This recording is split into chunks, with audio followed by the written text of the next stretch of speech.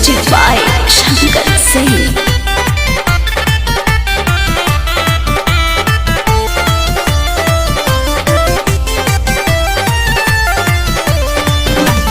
माथा न खराब कर देवरू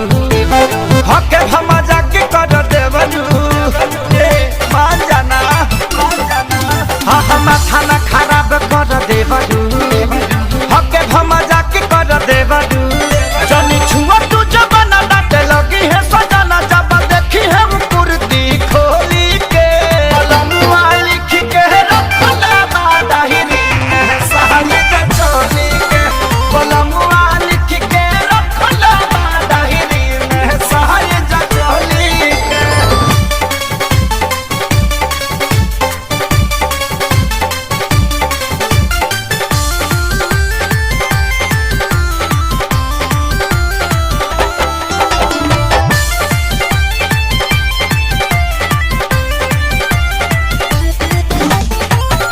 हमके चेतैले जब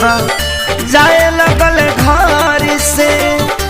हंसी मजाक जानी करी हो देवर से हमके चेतैले जब जाए लगल घर से हंसी मजाक जानी करी हो देवर से गाड़ी धरही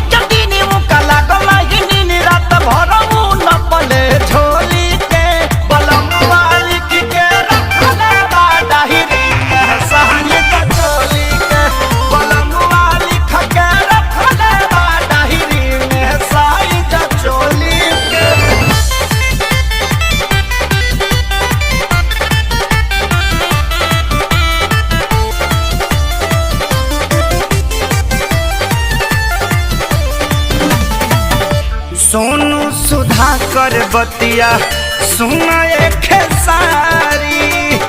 साइज में फर्क पड़ी दबे लगे गारी।